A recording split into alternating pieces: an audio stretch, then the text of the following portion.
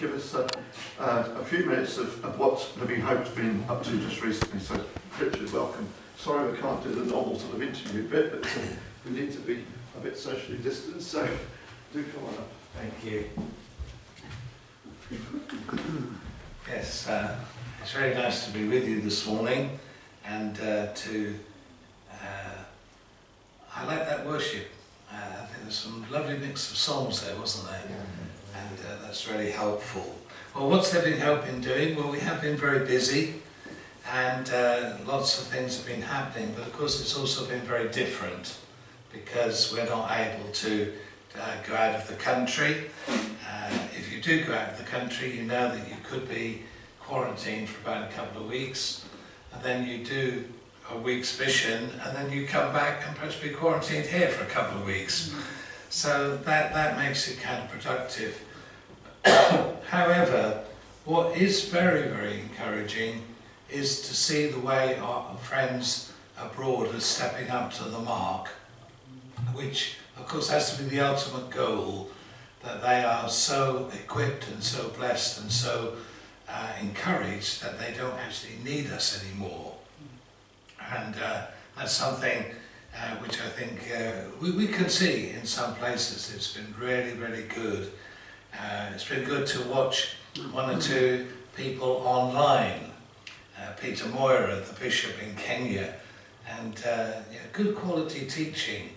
And we know that there will be Africans. I was speaking to a group in a place called Busia yesterday, and well, I don't think they're going to be on air just yet, but never mind. It was lovely to be with them, and this guy Moses, he had gathered people. He has his ministry in Busia, but also it's a border town, and he's also able just to go across the border, literally, and have contact with people in Uganda.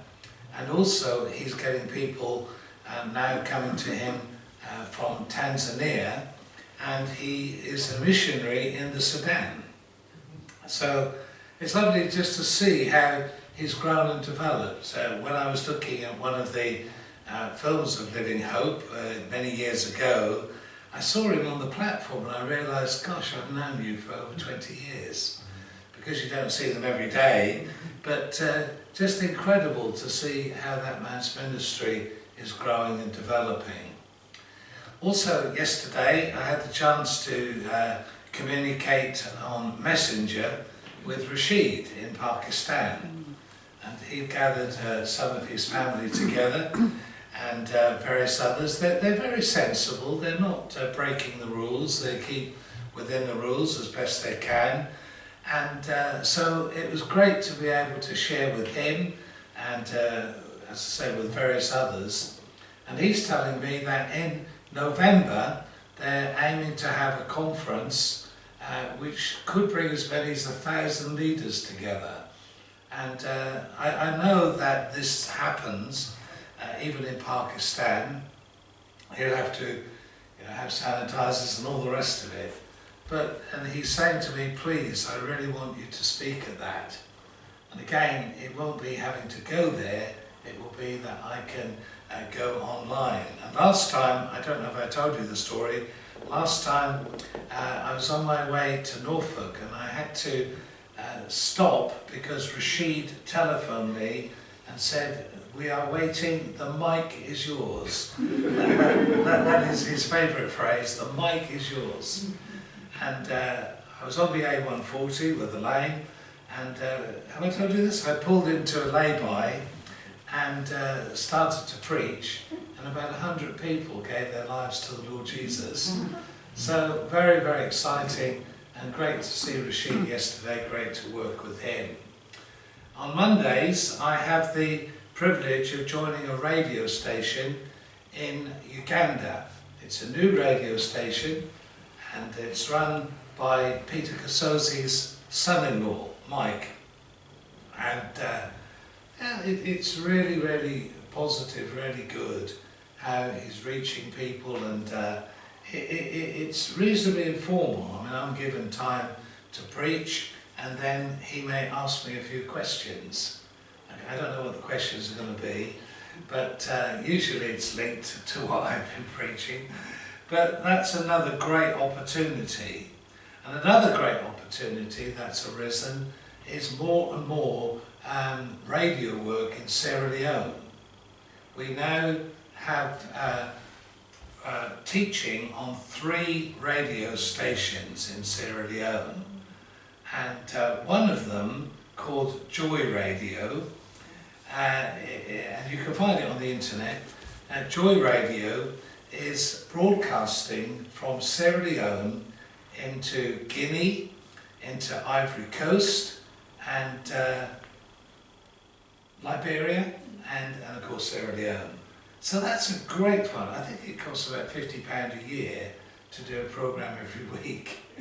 So it's a remarkable opportunity, and I know that Emmanuel Bobo, he gets calls sometimes to the radio station about people who've run to say, I want to give my life to Jesus, or I've just given my life to Jesus.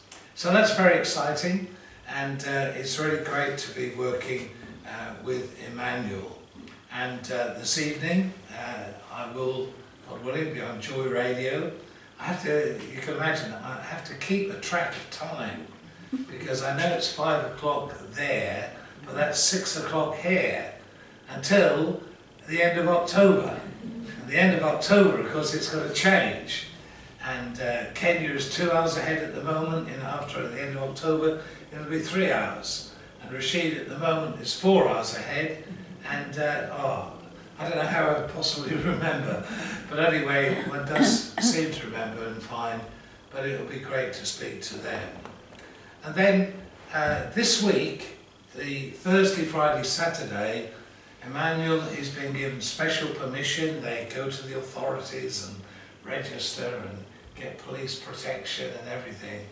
And he'll be gathering leaders from a number of parts of Sierra Leone, and they will be having a conference Thursday, Friday, Saturday. And I am instructed to bring teaching for, I don't know, there's a couple of hours a day, but it'll be okay. So, yeah, in other words, Living Hope hasn't stopped.